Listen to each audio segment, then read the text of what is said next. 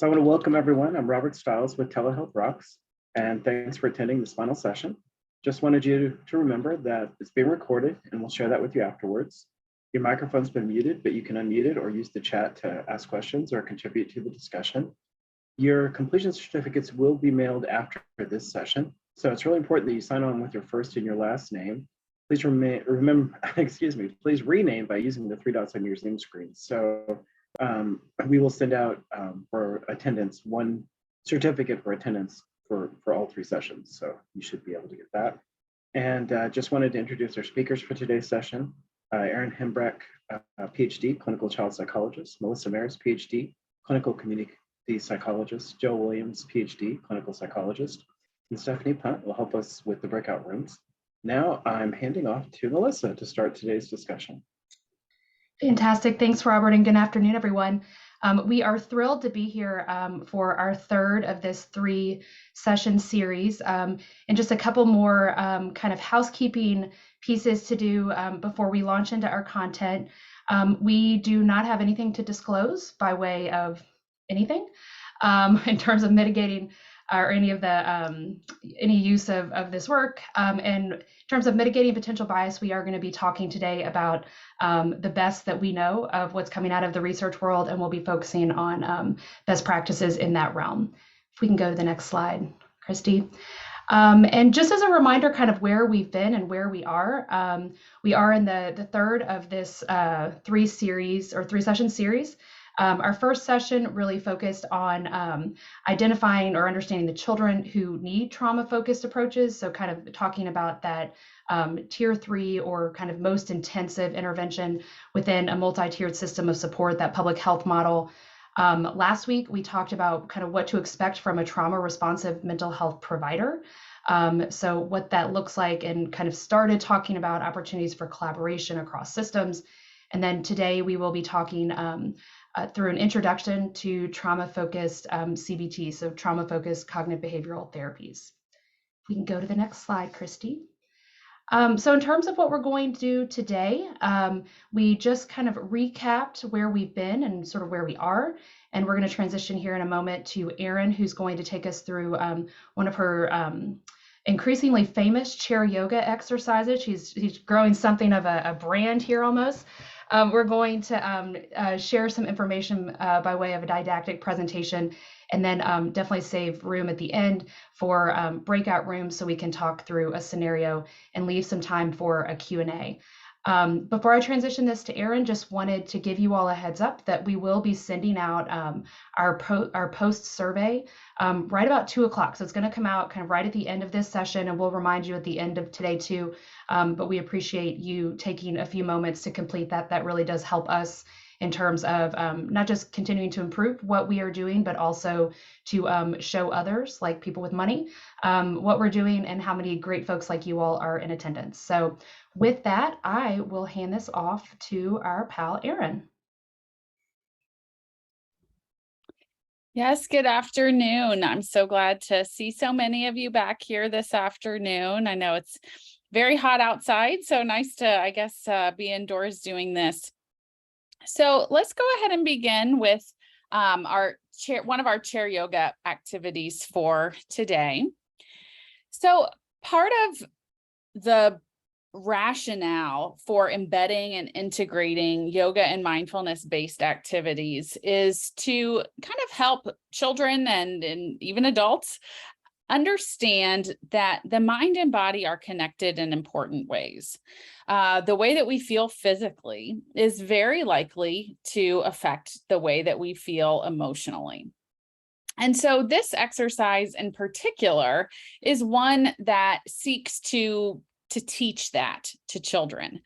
And it also seeks to teach them that we can use our thoughts to influence our emotions, which in turn can in some ways influence how we feel physically.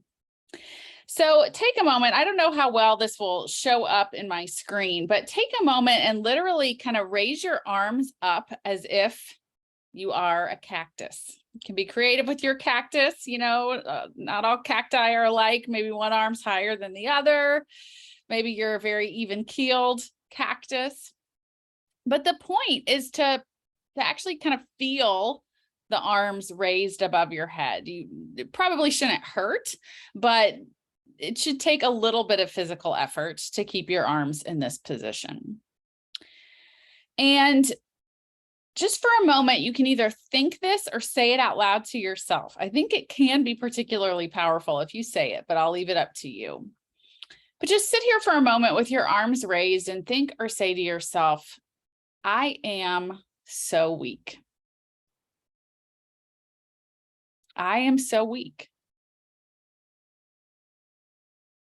I am so weak.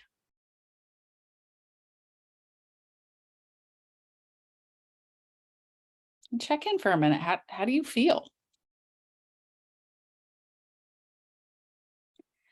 And now take a moment. If you need to take a break for a second, totally get it.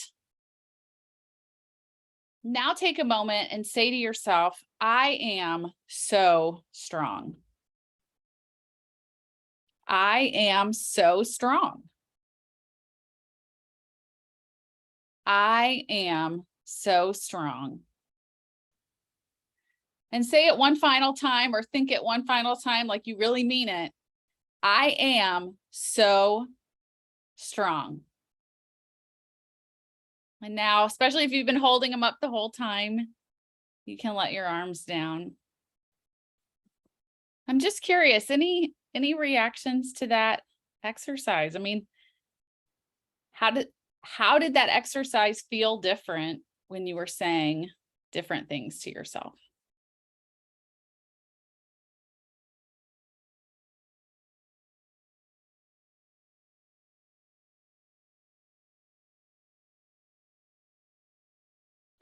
So today we're really going to focus on how the words that we say to ourselves inside our minds out loud, how they influence our feelings and our behaviors, and in many ways our tendency and ability to persist and to make it through challenges. And yeah, Karen says I could feel the difference in my strength from one to the other. I absolutely do too every time I do it, but especially the first time I did this exercise. You know, it's like I've been a psychologist for several years now, and I know that what I tell myself matters, but sometimes actually doing this can really make that apparent. And so we're going to go throughout today really talking about how what we think influences how we feel and how we engage with our world. And I think this exercise, especially if you use it to kind of teach these concepts to kids, can be pretty powerful. Next slide, please, Christy. So today our focus is going to be on trauma-focused cognitive behavioral therapy. And if you are not familiar with cognitive behavioral therapy, we are going to talk for a couple of slides here in a moment about what cognitive behavioral therapy is, so that you can have that background, because some of you might be saying, well, gosh, I don't even know what cognitive behavioral therapy is. So then how do I understand what trauma-focused cognitive behavioral therapy is? But in general, trauma-focused cognitive behavioral therapy is a components-based approach, which means it is an intervention. It's actually an evidence-based intervention. There have been lots of great research studies conducted on trauma-focused cognitive behavioral therapy.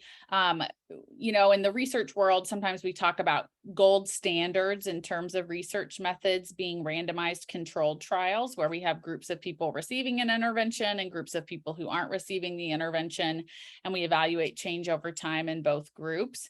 And using those methods, trauma-focused cognitive behavioral therapy has really shown that it's superior in some ways to other forms of therapy, and definitely superior to not receiving therapy whatsoever. But it's a components-based approach. And what that means is there are several different aspects of the therapy. And Dr. Williams or Dr. Maris, it'll kind of depend on availabilities today, will walk us through the different components that comprise trauma-focused cognitive behavioral therapy. but it's meant to be trauma sensitive. So cognitive behavioral therapy has been around in general longer than this specific trauma focused cognitive behavioral therapy. And so we're pulling in principles of trauma informed care and kind of merging them with an existing therapy that we use really for all kinds of mental health problems. So it's based on cognitive behavioral principles, which we'll review this again in a few slides, but that really rests on the idea that the way we think can affect how we feel and then the ways that we behave. But within this specific approach to treating children with histories of trauma, there are also elements of the therapy that are based on attachment theory, that are based on the idea that we grow and develop and heal within relationships that make us feel safe. Within developmental neurobiology, right? Within this idea that our brains are pretty highly plastic when we're young. They're very open to input from the environment. It's based on empowerment theories. So this idea that really part of how we heal from trauma is knowing that we ourselves have the skills to get better. And also humanistic theoretical models. So models that really focus on the importance of what we call unconditional positive regard within the therapeutic setting. There is really a lot of literature to suggest that the relationship that you have with a clinical provider is highly predictive of your outcomes. And so that has to really be the rock of trauma-focused cognitive behavioral therapy. We have to have good, trusting relationships between providers and families. Trauma-focused cognitive behavioral therapy has been shown to address symptoms of anxiety, depression, and post-traumatic stress disorder and associated features of these conditions. So for people who have a history of experiencing a trauma, if they show symptoms of post-traumatic stress disorder, which can include things like hypervigilance, avoidance of trauma reminders, it can include affect dysregulation, so problems regulating mood. People who show those types of problems following their exposure to trauma are highly likely to benefit from trauma-focused CBT. Next slide, please. And if you'll see down in the corner of these slides that I've prepared, there's a link to where you can go get in-depth training in trauma-focused cognitive behavioral therapy. Lots of modules related to this therapy have been made available at either low cost or free of charge. So again, trauma-focused CBT is components-based. There are several different elements of the intervention that children and families walk through and work through as part of the process. It's rooted in a respect for cultural values. And we're going to talk about this a little bit today in our breakout rooms and in other scenarios that we work through and walk through. People's responses to trauma are highly individual, and they are very embedded in culture. The way that I respond to trauma is probably going to mirror the way that people who were in my life when I was young responded to trauma. And we need to be very respectful of the healing mechanisms that have historically worked for individual people and for different cultures. It's meant to be adaptable and flexible. So even though trauma-focused CBT is kind of manualized in a sense that you can take a 2-day in-depth training in this, have access to the materials that teach you, here's what you do session 1 and session 2 and session 3. But at the same time, you get to learn how to have what we call flexibility within fidelity. Not all elements are going to be relevant for everyone. And for some people, certain elements of the treatment might need to last longer, maybe 4 weeks or more before the child or the family is ready to move on. So while it's a manualized intervention, it's also not meant to be implemented or used in a cookie cutter format. It's family-focused. Trauma-focused cognitive behavioral therapy typically works best when there are close caregivers who are able to be involved in not only receiving psychoeducation about what happened to the kid and what that might mean, but involved in hearing about the child's experience and really understanding it in a deep way. Again, I alluded to this, the therapeutic relationship is central to the therapy working, and self-efficacy is emphasized. At the core of this is the idea that people need to feel empowered to recover from trauma, to feel as if they have the tools inside themselves. Let's move on to the next slide, please. So who is trauma-focused cognitive behavioral therapy for? Technically, it is for people between the ages of 3 and 18 who have experienced a potentially traumatic event. And I'll go a step further to say that people who meet criteria for receiving TF-CBT are probably individuals whom we could definitely say, yes, the event was perceived as traumatic by those individuals. And that's why they are struggling with the aftermath of the event and kind of meeting criteria for this intervention.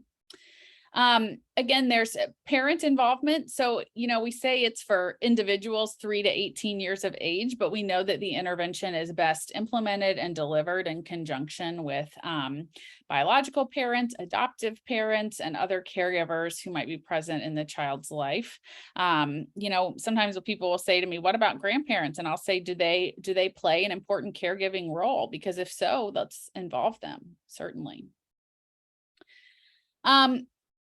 Again, it was originally developed for children who are diagnosed with or meet criteria for post-traumatic stress disorder. And I think this is an important point to spend a moment focusing on, because not all children exposed to trauma later exhibit post-traumatic stress disorder. In fact, the most common outcome following a single incident trauma, so like a one-time experience of a very scary or life-threatening event, is resilience or just maintenance and functioning. Actually, most of the time, people maintain their current level of functioning following a traumatic stressor. There may be some dips for a few days or weeks as the person's sense making and readjusting following what happened. But it's also important to remember that even though we know about 20 to 25% of people who experience trauma may be at risk for a mental health problem 1 to 3 months following that event, not all of those individuals are at risk for PTSD specifically. And this intervention was developed with people who actually meet criteria for PTSD in mind. So if the outcome is more depression related or anxiety related, or if the problems that a child's facing are more related to behaviors, sometimes TF-CBT might not be the best choice, or it might not be the best choice right now. Maybe we come to find out after addressing the depression or the anxiety or the behavior problems that now a course of TF-CBT is actually indicated because the remaining concerns are related to manifestations of PTSD. It's really typically not provided closer than about a month to when the trauma occurred, because you really can't diagnose PTSD until a month or more time has elapsed since exposure to the traumatic stressor. I also want to note that there are important considerations for who TF-CBT is appropriate for. When children are child welfare involved, or when their stressors are ongoing, you want to be thoughtful about providing this type of therapy, because as others will cover later in this session, there's kind of a trauma narrative element to this, where children are prompted to process their trauma and what happened. And you can see that if the trauma is ongoing, there are some important considerations related to processing things that are current instead of things that are past. So if there are current traumas or stressors, really the focus needs to be on increasing safety and consistency and decreasing exposure to current traumas. That's where you would want to spend your time. Again, like I alluded to, when behavior problems are primary, maybe you want to engage in more behaviorally oriented therapy before beginning this. If domestic violence is ongoing, sometimes this can be contraindicated until that has resolved. When traumatic grief is part of the picture, there are actually add-on modules that can be used alongside TF-CBT to address that. Same with complex trauma, which is something that we sometimes refer to when trauma has occurred during the course of a relationship with someone, when the trauma is interpersonal in nature or has recurred and lasted for a long time. Sometimes we refer to that experience as complex trauma. And recent research has suggested ways that TF-CBT can be supplemented to be more responsive to the complex trauma picture. Next slide, please. So right here is the point where Dr. Williams is going to take over, but it is my understanding that he had to step out for a moment, which we were expecting might happen. Joe, if you're here, you could just interrupt me and take the mic, but if not, I'm going to cover these 2 slides, and then Melissa, I'll hand it over to you if that sounds good. So continuing with our overview of TF-CBT and CBT more generally. So maybe, raise your hand or put into the chat if the cognitive triangle is familiar to you, if that's something that, as part of your training, you've received some exposure to, or just kind of heard about more generally. Kind of looking through the faces and see a lot of avatar faces, which is fine. I totally get it. Yes, lots of people very familiar, which was kind of my assumption given how many people on this call have mental health backgrounds, mental health training backgrounds. But the general idea here, we never want to leave anybody out, is that our thoughts, we often have what we call automatic thoughts that just come into our mind immediately without any effort.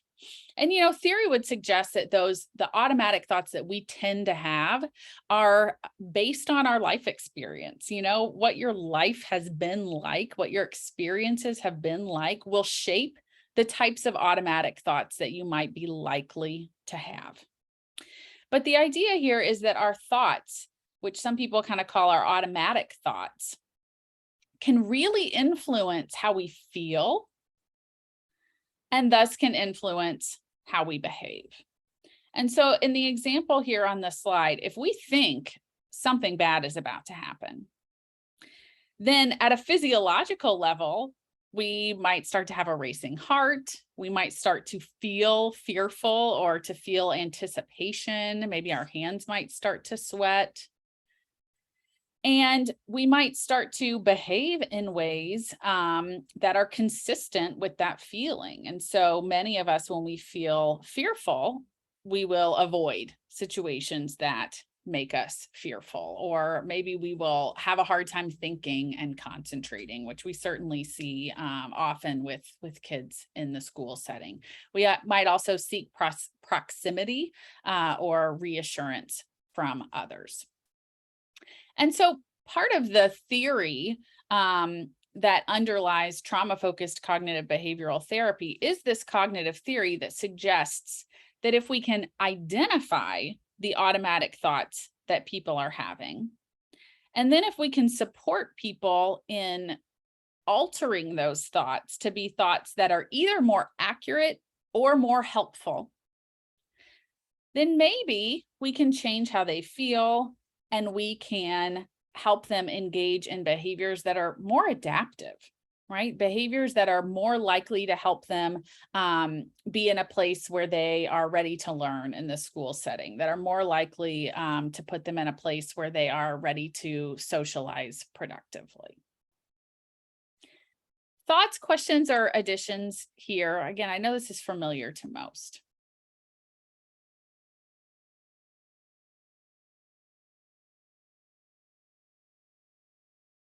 All right, let's move on to the next slide.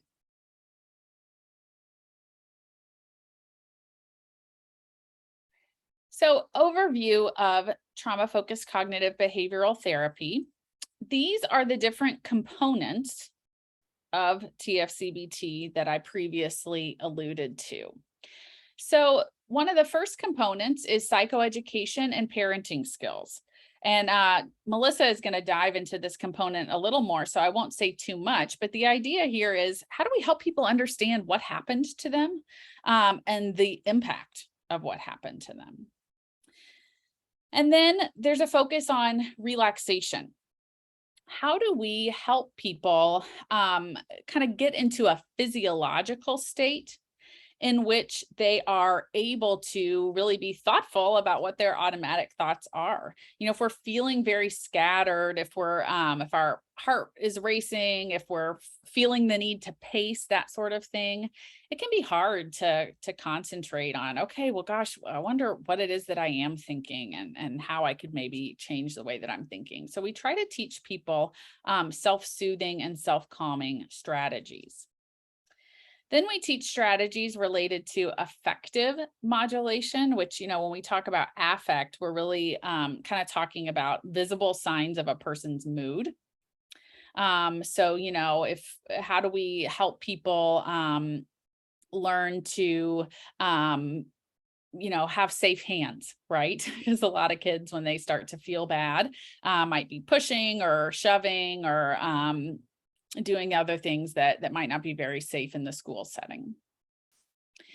Then we teach people, even 3-year-olds, about cognitive coping. We teach them about the cognitive triangle. We teach them what automatic thoughts are. And we say, okay, you know, here are potential situations that you might experience. And, you know, if you saw another kid laughing, what might you think? Right. And oh gosh, kids will say a variety of things in response to that question based on their past experience with other kids, you know. So, okay, you see a kid laughing. What does that make you think? And then we start talking to kids about what does that make you feel? And then how does that make you behave? And then we say, all right, just for fun, you know, generate another thought that you could have, even if it's not a thought you normally would have. What's another potential thought somebody could have about that kid laughing, right? And then we kind of walk it through again to help them see that different thoughts can be associated with different feelings and different behaviors. I think it's really interesting when you do TF-CBT, something I've noticed, especially the younger kids are, although this can happen with adults too, is often when we try to get people to identify thoughts, the first thing they will come up with is a feeling, you know, well, I felt scared, right? And then that kind of provides you the context to really start to differentiate between that, what a feeling is and what a thought is. But I think thoughts and feelings coincide with each other so readily that it's important to spend time there. Since this is trauma-focused cognitive behavioral therapy, then there's also a module that contains a trauma narrative where children are asked to write about the scary thing that happened to them. And there's a lot of buildup to this component. There's a lot of assessing of readiness to engage in this component. It is, you know, something that a lot of people, when they engage in this therapy, can feel some trepidation about. And so being very open and honest with people, I think from the outset about the progression of this therapy and how and when we might know when someone is ready to engage in that, or if they're ready to engage in it, is an important element of the treatment process. We also engage in, you know, exposure exercises, much like you would in cognitive behavioral therapies that are specifically designed to treat anxiety. So anxiety can definitely occur even if there hasn't been a traumatic stressor that someone has experienced. And we know that facing our fears can be a way to overcome them. And so we kind of keep that theme alive here in cognitive behavioral therapy, trauma-focused cognitive behavioral therapy, although I'll be very clear that we don't re-expose people to their trauma, right? That is not part of the in vivo exposure, but some people will say, for example, that they have a hard time coping with trauma reminders, which we'll talk more about toward the end of the session. And sometimes, in order to go to school, trauma reminders are unavoidable. What if the trauma reminder is you know, a fire alarm on the wall? You know, we're not going to be able to take those out of school settings, but what we can do is use graded exposure exercises to help children tolerate them better. We also have a component that's a conjoint trauma narrative. This can occur when this kind of refers to typically children will share elements of their trauma narrative with trusted adults so that trusted adults can be aware of not only what happened, but the impact of it. And so that trusted adults can be allowed to support more accurate cognitions about what happened. Sometimes the things that trouble kids are things that actually didn't happen, but that they thought happened during the traumatic event. And so involving other adults is really important in terms of making sure that everyone has an accurate understanding of what happened. And enhancing safety and growth. That's really where we want to get, is we want to restore a sense of safety so that children can feel safe enough to continue to grow and develop and not be what some people refer to as kind of stuck in the past and struggling to move forward because of these past life experiences. Typically, TF-CBT can be delivered in about 12 to 16 sessions, but depending on the complexity of the case, maybe you spend a lot of time on affect modulation, and that can elongate the treatment window. So sometimes it does last longer than 12 to 16 weeks. Often your sessions are about 60 minutes with a mix of working with the child only and also having the caregiver in the room. So I'll pause here for a moment for any questions or comments or additions from co-presenters, because I know we just covered a lot.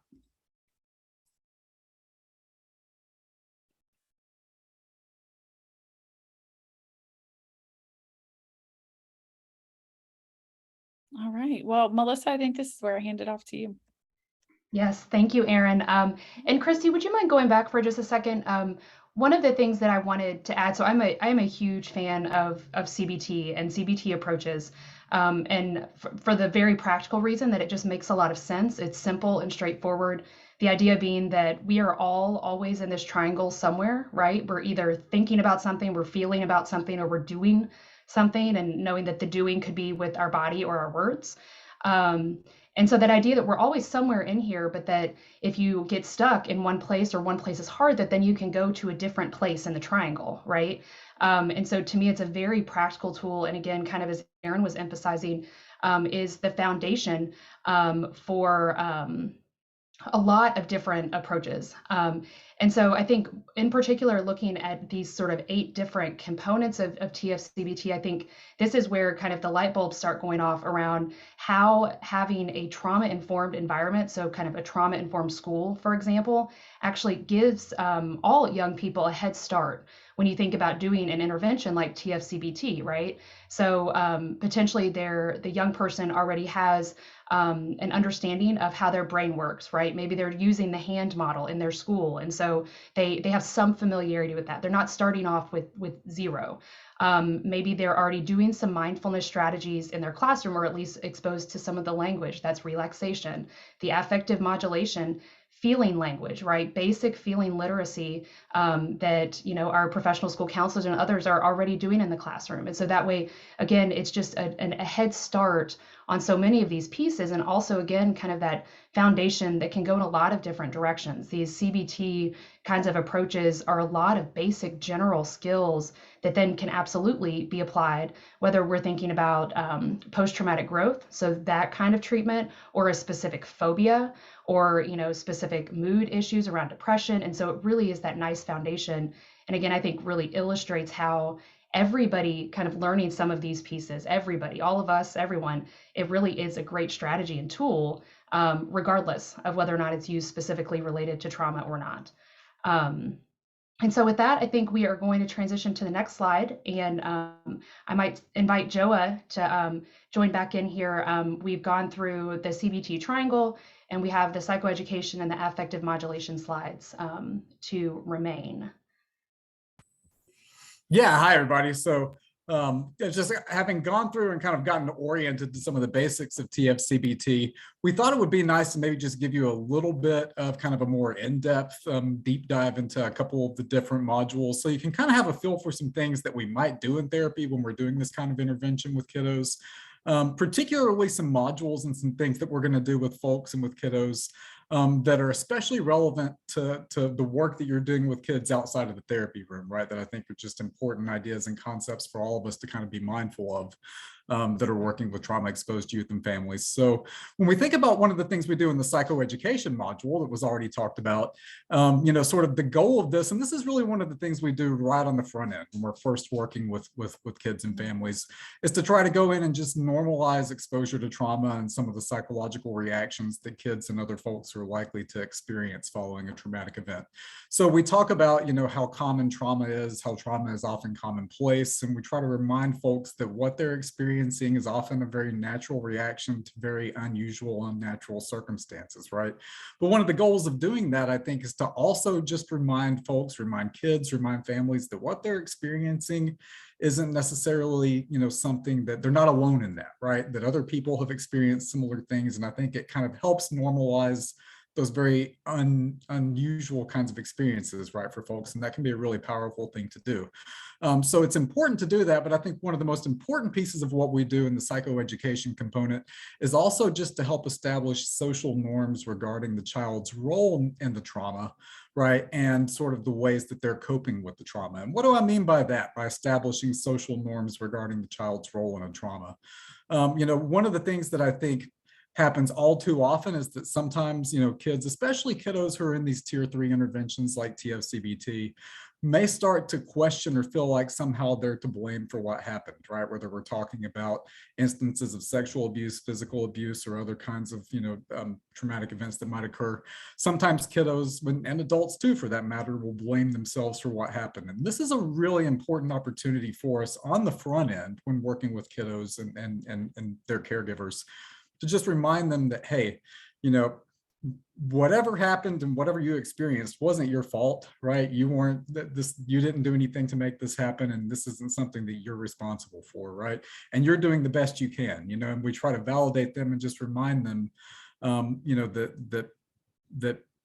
that they're not necessarily to blame for what occurred here. And so I think that's an important piece of this, and something that's often, I think, very refreshing and very, very helpful to do early on in the context of these interventions, and something that all of us working with trauma-exposed kids can do, and I think have an important role in doing. When we're doing this with kids, particularly in the context of TF-CBT, I think we can get creative in how we do this. There's a lot of ways that you can do this kind of psychoeducational piece. There's a card game that actually is developed specifically for TF-CBT called What Do You Know? So that's what you see down here in the bottom of the slide, which is just a card game that includes facts about the prevalence of different kinds of trauma exposure, right? And facts about what causes certain kinds of things to occur. And so you can make these kind of educational experiences relatable to kids, right? And do it in a way that's relatable and fun to them. You don't have to use the card games, and the developers even say that, use things that are going to resonate with the kids, right, themselves. Sometimes that can mean pre-vetting and looking for, videos online or things like that that are informational, where you can just talk or, do different kinds of things. But get to know the kids. Do this in an ideographic way, in a way that relates to them, and just help, again, normalize experiences and establish some social norms regarding their own role in what happened and their own agency and their ability to cope. So if we go to the next slide, I also just want to give you a little bit of information as well about another module that we often do, that I think is particularly relevant to all of us in different contexts, even outside of the therapy room, which is affective modulation. So when we talk about affect modulation or emotion regulation, right, what are we talking about here? Here are the goals really to help kids learn how to identify and label a range of different feelings. We want to help them develop a vocabulary around the kinds of reactions that they're having, right? And there's kind of a psychoeducational component to this too, and that we want kids to know that it's okay to feel a mix of different things. You might feel a mix of different reactions to things at the same time, and let them know that that's completely normal and that that's okay. But we want them to be able to learn how to identify feelings that they might be having and learn how to rate the feelings that they're having at different levels of intensities. And one of the reasons I think that can be so important, right, is that if we can help kids learn to recognize the signs that they're starting to feel a particular emotion early on, right, before it becomes especially intense, kiddos can often start to kind of learn, hey, I'm starting to feel this, and then they can begin to kind of self-regulate in slightly different ways, right? And they can begin to take care of themselves in slightly different ways.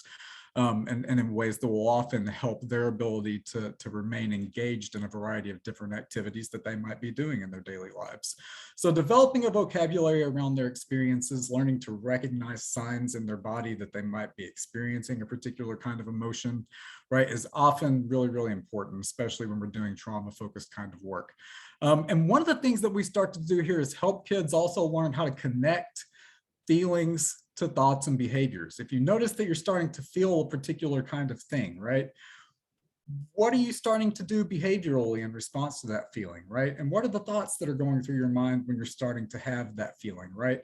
And if we can help kiddos and adults too, for that matter, I think using these kinds of interventions, start to go through and make those kinds of connections, right? People can begin to think about ways to intervene using the other kinds of strategies that was talked about here related to different kinds of coping skills, thinking about cognitive kinds of interventions, techniques, all opportunities to step in and begin to change the range of emotional experiences that we have, right? And help give kiddos power back over what they might be experiencing. So that's just a little bit to kind of tell you more of, things that we might do in the context of these particular kinds of components. Gives you a sense of the kind of things we're often working on in a very basic kind of way at the very beginning of therapy when we're doing these kinds of interventions. And I think these are things, again, that we can get creative in how we do, depending on the kiddo that we're working with, but are things that we can all reinforce in different contexts for the betterment of the kids that we work with. So if we go to the next slide.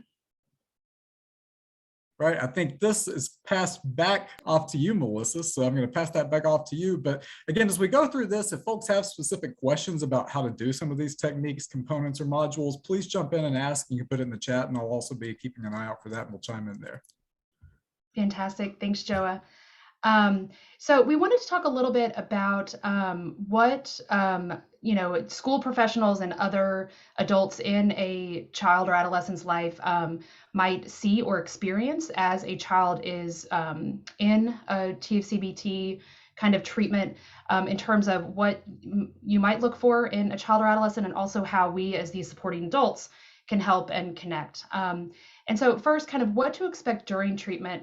And really it ranges a lot, just like we've talked about in the past, the trauma exposure and kind of all of our responses as humans to hard things when they happen can vary a bunch. And then of course over development, kind of what we might expect a 5-year-old to do versus 15-year-old is going to vary. But I think it is helpful to kind of have this awareness before treatment starts. And so then you feel more prepared as a grown-up who may not necessarily be directly connected to the treatment, but may know of treatment happening and kind of how you can support. So in terms of a child or adolescent, I think the first thing to emphasize is that, if you're, say, in a classroom or in your school counselor in a school, and you know that a young person is in treatment, TF-CBT, you might not see anything different at all. And I think that's important to consider. School may be a safe space. It might be a context where, a young person is not struggling behaviorally, and lots of other things might be happening. And so I think in some ways we kind of think that it takes so much effort sometimes to get a young person into treatment that then all of a sudden they're going to start treatment and something really big is going to happen. And that's not typically how this works, right? And so there might be slow, gradual changes, but certainly there might not be a lot of changes at all. On the other hand, it's also entirely possible and rather common to see different kinds of behavioral issues. And so this is where we kind of go back to that idea of frequency, intensity, and duration. So behaviors that have existed get more frequent, so they happen more often, they get louder, and they get longer. And this could be increased avoidance, hyperarousal. So if a young person maybe has always struggled walking by themselves to the library or being in crowds or going in a certain space, we might see an increase in that behavior. And often a greater awareness of behavioral responses, their own behavioral responses. And so if you think about what's happening kind of in treatment, as what we're trying to do in treatment is help young people and their families and grownups develop a better understanding of how thoughts, behaviors, and feelings are connected. As we become aware of that, especially when we're just kind of, getting our sea legs around kind of how those are connected, that as we become more aware of how we're responding, that we also can get very, very self-conscious of what's happening, because all of a sudden it's like a light bulb. Oh, I didn't realize that my face gets really red when I'm angry. Now people know what I'm feeling when before it felt like a secret. And so kind of this idea that there might be a greater awareness of that, and then different kinds of responses to that awareness of those feelings. And certainly it's very common to see different kinds of regression. And so a young person either acting younger than their age or younger than they acted before, or often reverting to kind of what we would consider old coping strategies. So, you know, kind of obvious ones, if a young person used to be very fidgety and they kind of were able to develop some strategies to calm their bodies down, and then all of a sudden they are kind of getting fidgety again. And so it's, some of those sorts of things might be evident in the classroom or in a context if they're also engaging in treatment. I think also that you can expect to potentially see some shifting kinds of reactions and responses of a young person in terms of how they are acting and also how they're relating to other people, including grownups, including their friends. And again, this all really makes sense. The purpose of TF-CBT is to gain different skills in understanding how our thoughts, feelings, and behaviors connect. And so as those things shift, it would make sense that then how we present to the rest of the world is going to change, and our interpersonal relationships are going to change too. And so what that can look like is more rigidity or even perfectionism. So kind of moving into kind of that control space. And again, this is where, you know, if these were strategies that a young person used before, then we might see more intense use of those strategies, and also to the point that they become more problematic.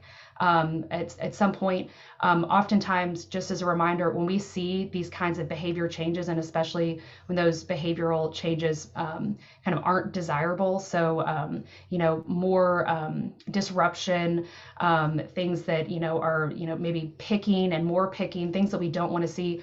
Often what we're seeing is actually an outburst, right? A brief increase that actually then may, you know, kind of start to dwindle down. And so we sometimes expect to kind of see these behavior bursts, and then over time that we'll see those behaviors gradually recede.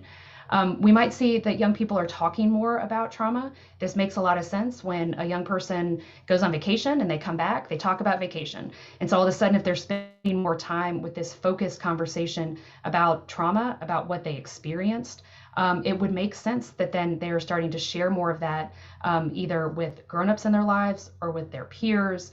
And sometimes this can be sort of kind of seemingly random sorts of disclosures. Oh, well, that happened to me, or that, you know, and it might seem a little bit out of context. That's something to be prepared for. I've also seen this look a little bit kind of like the phenomenon of, you know, when it used to be, at least when I was back in college, like when people took Psych 101, and then all of a sudden everybody was talking about all the diagnoses, and you're all of a sudden self-diagnosing yourself, that all of a sudden a child can almost seem like they're instructing. Oh, well, I bet, you know, he probably left the room because he's feeling angry. So kind of new use of these words in new ways, again, and that's part of what we're trying to help people understand and young people understand. So it makes sense that we would start to see this in the classroom and other settings. And we would expect that at the beginning, just like with anything else, it might feel and be a little clumsy.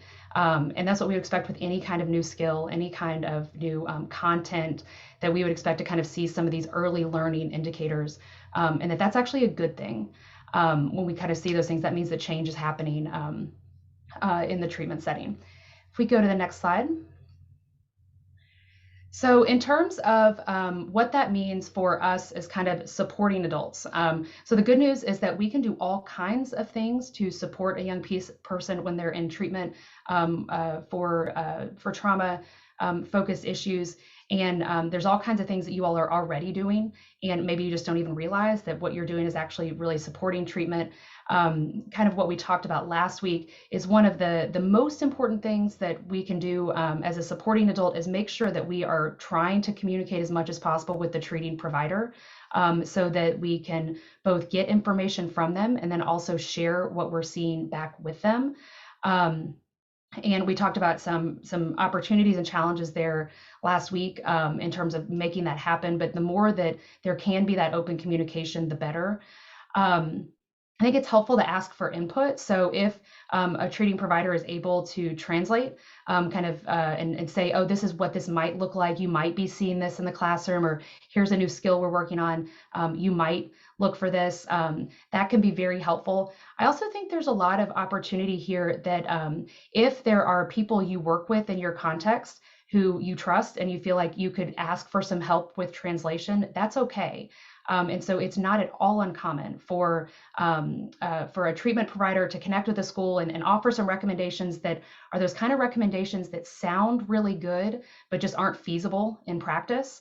And so then, go to your school counselor or your school psychologist, your school social worker, go to your special educators and ask them to help you translate this or to generalize this to an entire classroom setting. Ask them to help you kind of think about how this very specific strategy might relate to something you're already doing in the classroom, right? And so again, connecting the dots across, it doesn't necessarily mean that because a young person is learning how to use a feelings thermometer in treatment, that you have to do that in your classroom. It could just mean helping to connect the dots across. And again, letting the treating provider be the person that's treating, letting them guide and letting them be the person to kind of take things to the next step. We can be very supportive by just being responsive, right? And then doing kind of the other things that we're doing for all young people. So being consistent and predictable. We've talked about this a lot and hammered it. But again, one of the best things that we do for young people, and one of the best things that you all do for young people every single day, is that you're consistent and predictable. School starts at the same time, it ends at the same time. There are routines and processes, and we all as humans benefit a lot and get to save a lot of our brain space when we're focusing on learning and new things and not those routines and processes. Attend to basic needs and kind of work up Maslow's hierarchy. So making sure that we're doing, kind of helping young people, follow those routines, getting their needs met, doing things like eating lunch and drinking enough water, getting exercise, kind of those basic things are ways that we can always help kids, and particularly if we know that they're in some sort of treatment. Focusing on the relationship. So I care about you, you're not alone, I'm here with you, I want to support you, kind of thinking of some of those generalizable statements. Being aware of context and kind of adding layers of structure as needed. And so this is a trauma-informed strategy, regardless of if someone is in treatment or not, but just kind of being aware that if there are going to be changes that are coming up in the schedule, to just give a heads up and practice them. Hey, this week we have a 4-day week, not a 5-day week. This is how this is going to change. Or on this day, we're going on a field trip. That's actually really, really helpful for everybody, but it's especially helpful for kids who are constantly scanning the environment and looking for changes so that then they can feel like they're protecting themselves. So just kind of helping everybody be very aware of kind of what is happening and what's coming down the pike. And revisiting what is known and what is in your control and their control. So typically trauma is connected to things being out of control. And so that feels really bad when things are out of control, but sometimes things are not in our control. But there's always something that is in our control. And so kind of coming back to, I'm not sure what's happening with this. What I do know is that we're here together in our classroom, and for the next 30 minutes, we're going to be focusing on learning these new words or whatever the content is to transition back. Being responsive. So as a young person is kind of perhaps fumbling through some of the early parts of this learning, and it might feel a little clumsy, just acknowledging when somebody says something, acknowledging that it happened, acknowledging the words, the feelings, the actions. Take a best guess if you're not sure, but acknowledge that that person is there and that they're having that feeling. And really following their lead. And so I think a lot of people, one of the most common questions I get around trauma is, well, what do I say? Like if someone says blank, what do I say? And the reality is, so do the best you can, right? And know that whatever you say in that moment is probably not going to be the thing that is going to fix or break anything at all. But also that kind of having your rote response, mine is tell me more. If somebody says something to me, my own children say something to me, and in my mind, I'm just like, what? Like, huh? Tell me more, right? You're buying yourself some time. Let kids lead and we will follow. And guess what? A lot of times if we just follow them, then they end up in the right spot. and redirecting to different time and place. So we can be responsive without letting a young person derail us and take us off track and moving the entire class or the entire group off track. So kind of focusing on that redirection. And again, just making sure that we're always taking care of ourselves and other grownups, that we're communicating and trying to take care of ourselves. If we go on to the next slide, Christy. So just a couple kind of quick points here, and then we want to transition into our breakout conversations, just in terms of the broader context. So we started off this series talking about how trauma-focused CBT and these tier 3 more intensive trauma-focused interventions really are best kind of considered and implemented when they're part of a multi-tiered system of support, so part of this public health model. And I think it's just important to revisit that that's important for any kind of intensive individualized treatment. This is, that treatment is one thing that's happening within a much broader context where there's a lot of other stuff going on. And that in general, everyone and everybody is going to be doing better if we are in a context where it's healthy, the context is consistent and predictable, and people are talking to each other, meaning communicating. So the grownups especially, and young people are having conversations with each other, and that people are generally kind of trying to be on the same page. So across the board, the more that we can do these things, the more we're going to support any kind of intensive intervention. Just a reminder, treatment is often not a one-time effort. It can be, but a lot of times, especially for young people who have a lot of different challenges and risk factors happening in their lives, they might cycle in and out of TF-CBT-like treatment several times. And again, that's where those basic foundational CBT skills really can be powerful, because those translate and generalize across lots of different spaces. And so I think oftentimes, again, it takes so much effort to get a child into treatment that we think like they're going to go there and then magic wand, it's going to be fixed. Bam, there we go. And it's just not how it works. It is not a magic room. There is no golden ticket. Like when you get there, it's hard work, right? And what happens to generalize continues to be hard. And so it's not a one-time kind of deal. It's not a catch-all kind of fix it. This isn't quick and easy. And that's not how it works. And also, I think one thing we can do in terms of supporting trauma-focused CBT and other kinds of those top-tier interventions is just kind of being aware of the larger world, being aware of calendars and dates, which are often very important. So when we start to kind of come back around on a calendar to about the same time when something happened, if we know of an individual kind of event that happened, the weather changes. And then that, it doesn't mean we can't stop the weather from changing, but it means that we can be aware that that's happening and kind of revisit for ourselves, are we being consistent and predictable? Have I really connected with this child lately? Just to kind of make sure that we're kind of hedging our bets there. If there's any sort of larger crisis, if there are larger events, and if there are broader stressors, right? So kind of as Aaron emphasized at the beginning and talking about TF-CBT, we always have to consider the broader context and culture and what that means. And again, it's just more information for us to use and for us to shift and expand our toolbox. But again, I think at the end of the day, what I come back to is, be there and try to be calm. And this idea that, what we need to do in any situation, I would argue, is show up. Like we have to be there. We have to show up. And then when we're there, we should try to make ourselves useful to ourselves, to someone else, and then work ourselves out of a job. So how are we building capacity? How are we supporting other people in gaining these skills? And that's kind of at a minimum. And sometimes that's the best that we can do, is show up and be calm, right? And so just being there and kind of, again, following the routines, making the context as healthy as possible, and supporting TF-CBT and other kinds of more intensive interventions within this tiered model of support. So with that, Erin, I'm going to hand it back over to you. Yes, thank you. So, Christy, I think maybe flip 2 or 3 slides to whichever slide has the scenario on it, our breakout room scenario. There we go. Okay. So we're going to get in our breakout rooms, and this is going to be the scenario that we focus on. You work at a school that a 15-year-old whose house was ruined by an electrical fire attends. Their younger sibling suffered multiple burn wounds and is undergoing painful medical procedures. You know this adolescent well and know that they are receiving currently TF-CBT. You ask them how they are doing during lunch, and they tear up and tell you that it's their fault, that what happened is their fault. So we'll split off into our different rooms.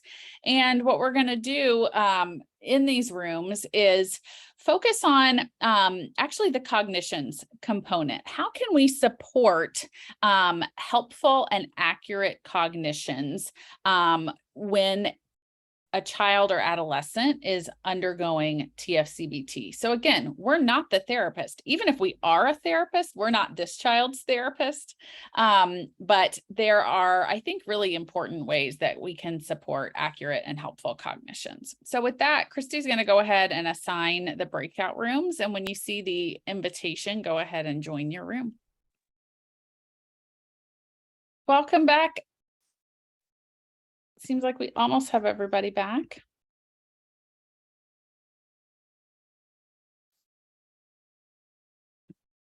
As usual, even though we let the breakout rooms go longer today, as usual, I think I was still talking, wrapping something up as we got pulled out, which is great. I really appreciate everybody's participation, and hearing your all's take on these issues informs me and my perspective. And so I really appreciate everyone's participation and engagement. And I know Melissa's always going to show that love for group 2. Group 2's all we always get assigned the same group, so we won't go in the wrong spot. Same group numbers, but different people. Other breakout room leaders, anything come up that would be really, really important for us to wrap up or address in these last couple of moments?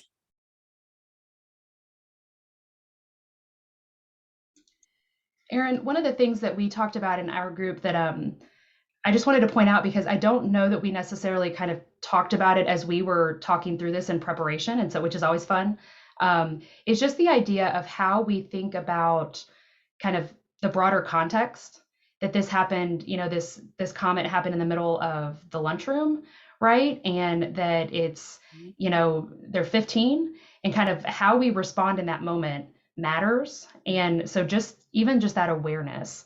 And so kind of trying to thread that needle of being responsive and validating, while also potentially trying to shift the conversation into a little bit more of a private space. And, again, giving this young person the control to kind of make that determination. But that was an interesting piece that I just hadn't really thought of, which makes a whole lot of sense. Yeah. We touched on that some too, and not only awareness of where you are and who's around when this type of thing comes up, but awareness of where the child is expected to go next. What's the next thing in their day? Because that might also dictate the type of conversation you have, the length and duration of it, and and that sort of thing, versus more redirection toward I wonder if this is something you felt comfortable sharing with this sounds really important. I wonder if you felt comfortable sharing this with your therapist, and, making a direct plan for how to address that, for example. So yes, great point. And I agree. We did not talk about that as in our little breakout team leader group, but came up in a lot of the groups, I would imagine. So let's go ahead and move to the next slide. And the next one, thank you. So want to end today with a practice that I use really to end all of the group yoga and mindfulness based classes that I teach. We like to start our yoga and mindfulness group times together with a ritual and end with a ritual. And one of the rituals that I end with a lot is a ritual called Kind Wishes. And what we do is we kind of repeat kind wishes to each other. And so I'll lead the group through a series of things that they will repeat back to me. And so I'll do that here. And I will just ask that, if you can unmute or mute or kind of say this out loud or say it in your mind, whatever feels best. So may we be peaceful. May we be safe. May we be kind. May we be strong.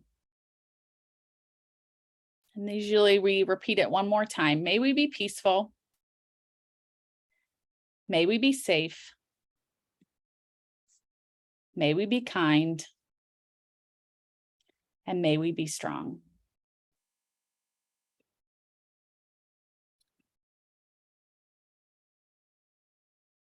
All right, let's move to our next slide.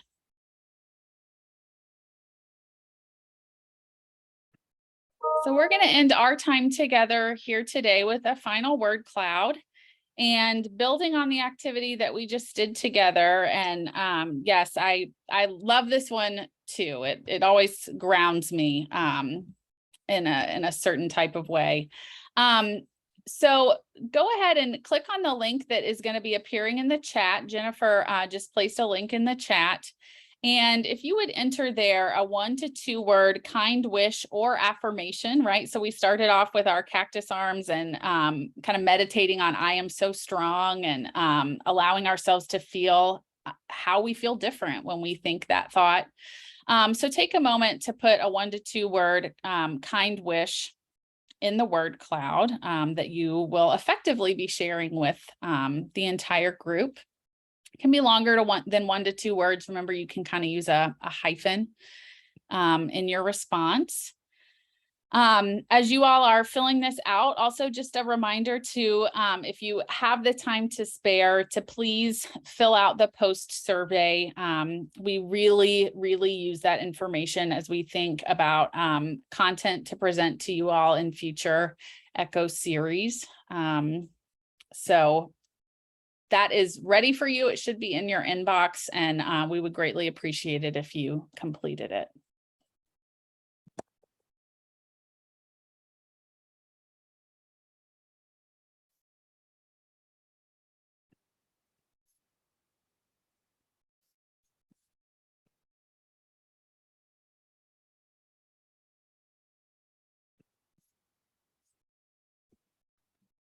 And as we finish up, I just wanted to thank all of our wonderful team for putting this off. And we feel like there has been strong interest last summer as well as this summer in having an echo like this, a more intensive echo in June. So we'll be looking next fall and starting to reach out and determining what we'll be offering next year. And please join us. We kind of take a break in the summer, so we won't really be having any echoes. So we'll be starting back up again in August. And Christy, I don't know if you want to give a little foresight or introduction to what we'll be looking at this fall. I know we've got some great echoes being planned. Absolutely. So we're looking at, we have one called Ready to Learn, which is how to incorporate resilience and mindfulness into the classroom, and how to help teachers with that in the classroom, and also help be resilient and mindful yourselves. We are working on one for problem behaviors because that was the #1 topic requested in our survey. And then we are also looking at one called Keeping Kids Safe that will look at suicide and self-harm prevention. A lot coming out this fall. Yeah, and we really want to hear your feedback on this echo. And in the future, as we send out surveys, we really do listen and we determine what echoes to have and what to focus on based on your feedback. And I hope you'll join us this coming fall as school and things start back up. I hope you'll be able to join us for some of those echoes. So I hope everyone has the right day and a great summer, and I'll let Erin close things up. I just wanted to join for that. Yes, thank you everyone for all the wrap up. Thank each of you for coming. We know your time is very valuable, and thank you finally for sharing your kind wishes with us. And I hope you have a wonderful rest of the summer.